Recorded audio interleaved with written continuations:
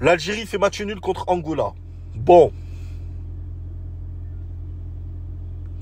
Quoi dire de l'Algérie? À part que Riyad Mahrez, moi je le sentais, ça fait longtemps. Depuis que Riyad Mahrez s'est fait tromper par sa première meuf, je le savais que ça allait plus. Que ce mec-là, ça allait plus. Sa carrière n'allait plus. Depuis que j'ai su que Riyad Mahrez loupait des rassemblements pour surveiller la femme actuelle avec qui il est, donc l'ex-femme d'Agüero, oh putain, un pote à lui, j'ai dit ce mec-là, il est, ça y est, c'est fini. C'est fini, ce mec-là, il est fini. Il est parti en Arabie Saoudite, encore plus fini. Riyad Mahrez, il est décevant. Il est décevant. Il est censé être le leader de l'équipe. Pour moi, il n'est plus le leader de l'équipe. Pour moi, il est le leader price de l'équipe. C'est devenu éclaté.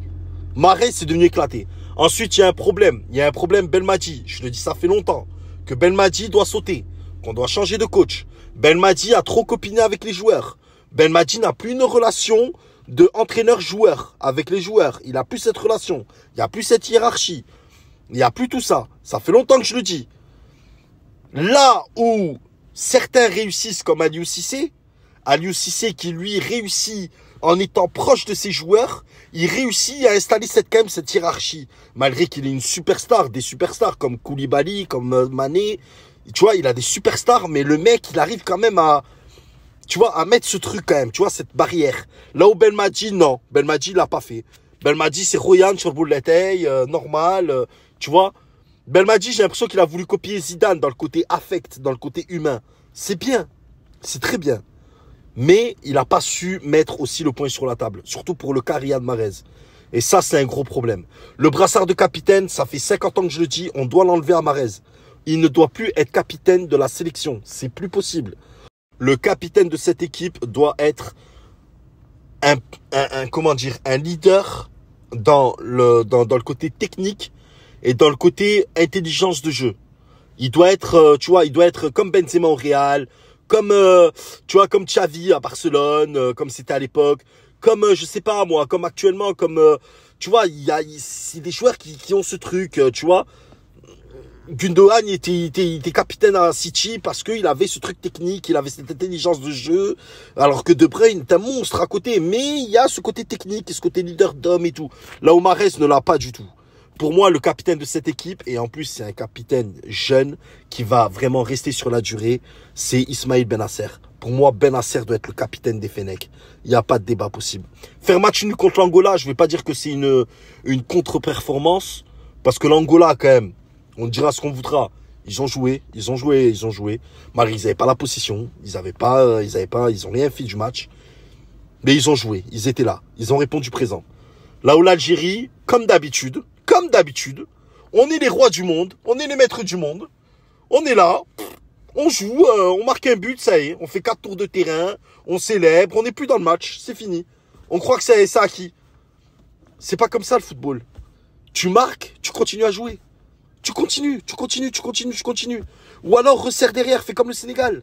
Resserre. Conserve le score. Je comprends pas, wallah. C'est un truc de fou. Félicitations au Maroc qui ont fait, qui ont gagné leur match. Magnifique le Maroc, franchement. Walid Regragui fait un travail de malade mental. Il n'y a pas à dire. J'espère que ça va continuer, que ça va être dans la continuité pour eux. Très important. Et voilà. Pour l'instant, le Maroc, je vais pas dire qu'ils sont favoris, parce que ils ont cette image de demi-finaliste de Coupe du Monde quand même, c'est pareil. Il n'y a pas à dire, ils sont sur le toit du monde, le Maroc. Ils sont quand même dans les 4 meilleures équipes du monde entier. Donc, t'arrives là en Afrique comme ça, tu dis, je suis dans les 4 meilleures équipes du monde entier. Tous les Africains te regardent en mode, waouh, putain, lui, il faut le battre, il faut le niquer, tu vois, le Maroc, c'est ça le problème, c'est que tout le monde les attend. Regragui va faire son taf. C'est certain. Et voilà. Après, bon, ce qu'il en est de cette Coupe d'Afrique pour l'instant, c'est ça. On va voir le reste. Pour l'instant, il n'y a pas de surprise, mis à part l'Algérie. Mais après, il n'y a pas de surprise. Mais voilà. Mais l'Algérie, il faut à tout prix se ressaisir. Parce qu'il y a un gros problème. Je vois des gens qui commencent à me parler d'une main, des arbitres, tout ça et tout. On va pas se cacher derrière ça. Faut pas se cacher derrière ça. Hein. Faut assumer. En 2019, il y avait des fautes d'arbitrage. Pourtant, l'Algérie était présente. Faut jouer comme en 2019. Pareil. Ne pas s'asseoir sur ses acquis, bordel. Ouais, tout simplement. Bon, bref, allez, on va voir comment ça donne la suite. Ah oui, un petit mot aussi pour la Tunisie qui a perdu contre la Namibie. Franchement, la Tunisie, ça m'étonne même pas. Ça m'étonne pas qu'ils perdent leur premier match. Ils peuvent même perdre leur deuxième match, mais ils vont gagner le troisième match. Ils vont être dans les 3 meilleurs. De parmi les meilleurs troisièmes, ils vont passer.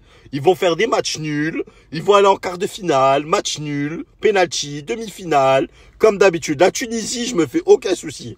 Même si ils passent avec 3 points, ils iront en demi-finale, ils perdront en demi-finale. Parce que c'est une équipe costaud, c'est l'Atlético de Madrid, la Tunisie.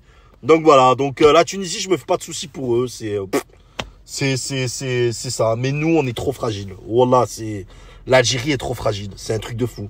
On a des joueurs qui se voient trop bons, on a des joueurs qui se croient trop bons, on a des joueurs qui se surestiment, on a des joueurs qui, voilà, on n'a pas les pieds sur terre.